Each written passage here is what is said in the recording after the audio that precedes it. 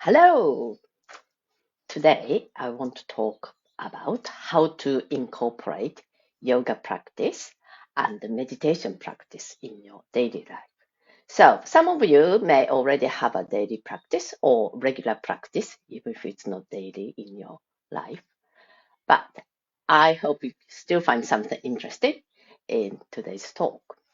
So, have you ever heard of Eisenhower Matrix? I first heard it maybe over 10 years ago in the business context. So it's not the concept usually used for yoga.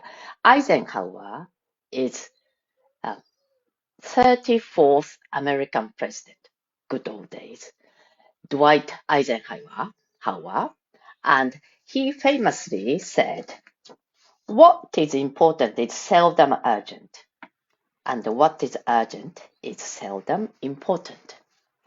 So this matrix prioritize the tasks in your life. So if you're in a business context or if you're running government, there are so many tasks. So you need to prioritize them and based on the importance and urgency. So all the tasks can be categorized to four categories. So important and urgent, important but not urgent, not important but urgent, and not important and not urgent. So the first one, urgent and important, are quite simple. They come at the top of the list. So if it's our daily life, it's things like picking kids from school or going to your doctor's appointment, things like that. It's probably important and urgent. Things which is not urgent, so bottom of the list, not important and not urgent. They are also quite easy. Things like checking your social media or maybe catching up with Netflix series. Things like that are not urgent and not that important, depending on how you see how much you're connected, attached to the program. So these two categories are easy, top and bottom. But the bottom two, middle two, important but not urgent thing, and not important but urgent things. These two can be quite tricky because things which is important but not urgent, they don't shout at you. It's quite easy to put off because it's not urgent. And the things which are not important but urgent, they shout at you. So, you know, these days, everybody have a phone and there's all this notification. You try not to have so many, but still there's lots of notifications. And they're always shouting at you to do this, reply to this, do Duolingo, do this and that. And because they are calling, it's very easy to get drawn into it. Whereas some important things which you don't shout out, you almost forget that they are important and you don't do. So which are the things what sort of things are not urgent but important? These are the things which takes time, which you don't get the result straight away, but very important things like building a relationship with people, learning some new skill, or looking after your health. These things are very important, but just because you do one exercise, it doesn't make you healthy. Or just because you have nice big vegan meal, it doesn't change your physical statistics. They need to be built up. So it's very easy because you don't see the results straight away and they are not urgent, very easy not to do. And these can be put back. So prioritize these tasks are really important.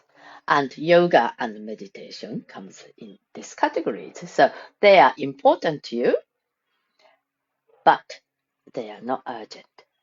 So that's one of the reasons it's really difficult to establish yoga practice I used to find when I put my mat down and practice, start doing yoga, then notice something like some dust on the table or something, and something which wasn't important to me before suddenly feels like so urgent. I have to stop practice and clear up the dust from the table. So it's very easy to confuse these things because if you clean the dust, then that's gone. You get results straight away. But doing yoga doesn't give you any results straight away. So I used to practice yoga when I had the children at home, when children were at school. So well, that was my plan. That was my intention. So do lots of things, tasks, work in the morning. Then I used to have like just a bit of a gap, less than an hour before I had to pick children up from school. So that's the time I dedicated to practice yoga in theory.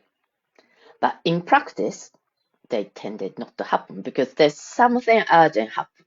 Usually something happens, somebody call or just things happen and I give my time for these tasks and my important commitment for yoga and meditation tend not to happen. So if you think you use your spare time for yoga, spare time for meditation, then the reality is they tend not to happen. Because realistically, do you really have such a thing as spare time or spare money? There isn't really spare in our life usually. There's always demand for things. So if yoga and meditation are important to you, then they cannot be an afterthought. You need to prioritize accordingly. So now I practice yoga and meditation in the morning. So I get up specifically in the morning early to do yoga and meditation because if my day starts, then whatever the spare time I have just tend to evaporate. So to me, that works for me. It doesn't matter what time of the day you do, but lots of people who have daily practice, they say they do it in the morning because that's the time they can make sure that these things happen. So you may want to use afternoon or evening. It's entirely up to you what time of the day you do. But if it's important to you, you need to be very clear in your mind that this is important to you for your health, for your mental health, physical health, your well-being, for your being, your presence. It means something to you. Then you have to prioritize accordingly, and you need to give it a proper fixed time. You need to schedule that in your life. If you think you would do that when you have a free time, spare time, then tend not to happen. So be very clear about the importance and urgency, not just yoga and meditation, but maybe other things which are important to you, like looking after your health or building up relationship. Maybe phoning your parents, things like that. It tend not to happen, but if it's important to you, then you need to make time phoning friends. Friendship takes time. You need to invest your time and energy to maintain friendship or relationship with other people. So this is what I wanted to talk today. Hope you found this useful. Thank you for listening.